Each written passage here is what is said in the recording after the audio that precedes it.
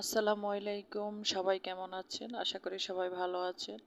তো আজকে আমি আপনাদের সাথে শেয়ার করব কিভাবে আমি চট্টগ্রাম বোর্ড থেকে আমার এসএসসি সার্টিফিকেটগুলো সত্যায়িত করেছি।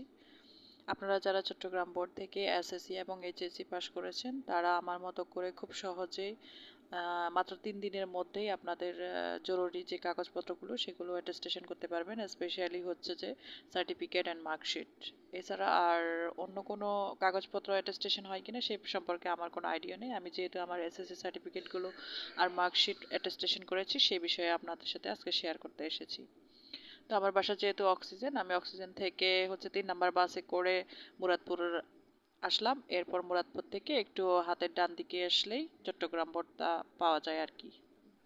এই 5 মিনিট হাঁটার পরেই পাওয়া যায়। এই যে আমি চলে আসলাম। এখন আমি হচ্ছে যে তথ্য কেন্দ্রে যাব, সেখান থেকে এরপর কি করতে হবে সেই বিষয়ে সম্পর্কে জানবো আর কি।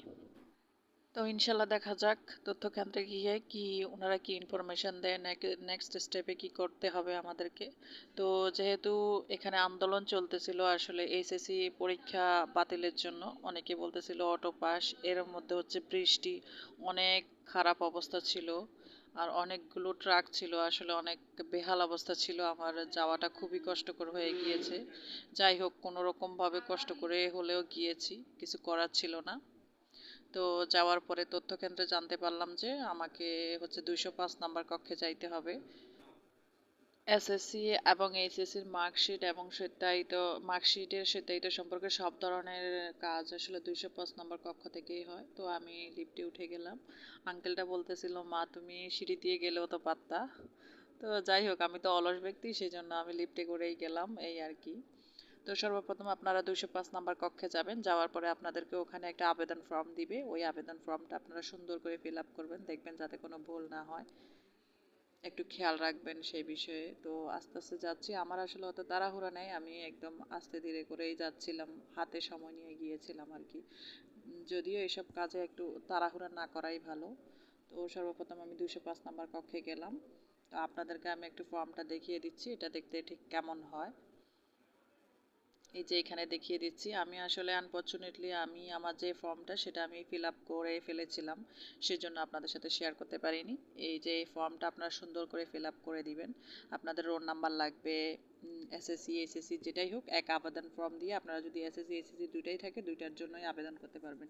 এটা পূরণ করে আমরা হচ্ছে যে নিচে সোনালী ব্যাংকে চলে যাব, নিচতলায় এটা থাকে, সোনালী ব্যাংক নিচতলায় পাওয়া যাবে, বহদ্দার শাখা। সেখানে গিয়ে আমরা এই যে এরকম একটা ফর্ম নিব। তো আমার কাজিন সেখানে গেছে ফর্ম নেওয়ার জন্য, দেখা যাক। ফর্মটা নিয়ে আসার পরে আমরা ফর্মটা পূরণ করব। পূরণ করার পরে আমরা হচ্ছে যে তারপরে ব্যাংকের যে রিসিপ্টটা সেটা পাবো আর কি। তো একটু পরেই ফর্মটা আমরা পাবো আর কি। তো ফর্মটা সুন্দর করে পূরণ করে আমরা হচ্ছে যে রিসিপ্টটা পাবো আর কি, ব্যাংক কপিটা। এটাই আর কি। এটা পূরণ করার পরে আমরা টাকাটা জমা দিব। তো প্রতি পিস 100 টাকা করে। তো আমার যেহেতু ফটোকপি 8 কপি ছিল আর হচ্ছে মেইন কপি 2 কপি, টোটাল 10 কপির জন্য আমি 2000 টাকা দিয়েছি। আর নর্মালি হচ্ছে 7 কার্য দিবসের মধ্যেই তারা ডেলিভারি দেয়। যেহেতু আমার আর্জেন্ট ছিল সেহেতু আমি 2000 টাকা দিয়েছি, 200 টাকা করে প্রতি পিস। এই যে এই কপিটা আপনারা সুন্দর করে ফিল আপ করে ফেলবেন, এই আর কি। এখান থেকে একটা কপি আপনাদের কাছে থাকবে। তো আমি সুন্দর করে ফিল আপ করে, এই যে ফিল আপ করে আমি হচ্ছে যে দোতলায় চলে যাচ্ছি। প্রথমে আমি 8 তলায় চলে গিয়েছিলাম, একটা আঙ্কেল বলতেছিল যে 8ম তলায় জমা দিতে হবে। তো ভুলে 8ম তলায় অনেক কষ্ট করে চলে গিয়েছিলাম। তো পরে আবার জানতে পারলাম যে না, দোতলায় হচ্ছে যে 205 নম্বর কক্ষেই আমাদেরকে আবার যাইতে হবে। পরবর্তীতে আমরা 205 নম্বর কক্ষে গিয়ে আমাদের সার্টিফিকেট, মার্কশিট এবং তার সাথে ফটোকপি, মোট 10 কপি আমরা জমা দিয়ে আসলাম। তো ব্যাংক থেকে ব্যাংক কপি রেখে দিয়েছে এবং যেখানে আমরা এগুলো জমা দিয়েছিলাম সেখানে সেই কপিটা রেখে দিয়েছে। আর ছিল আমার কাছে আমার স্টুডেন্ট কপি। এই যে আমার 3 দিন পরে গিয়ে আমি এটা বাসায় এনেছিলাম আর কি। আমার অ্যাটেস্টেশন হয়ে গিয়েছিল। এই যে দুইটা সিগনেচার, এটা সার্টিফিকেটের মেইন সার্টিফিকেটের নিয়ে অপর পেজে আসলে এটা সত্যায়িত হয় আর কি। ঠিক তেমনভাবে হচ্ছে যে মার্কশিটেরও মেইন সার্টিফিকেট হোক আর মার্কশিট হোক, দুইটারই অপর পেজে হচ্ছে যে ওনারা সত্যায়িত করে।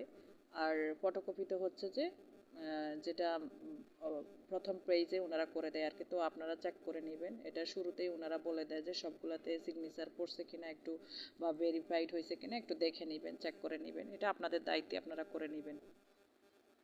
তো আজকের মতো এখানেই ভিডিও শেষ করছি। আশা করতেছি সবার কাছে অনেক ভালো লাগবে আমার ভিডিওটি। ধন্যবাদ সবাইকে।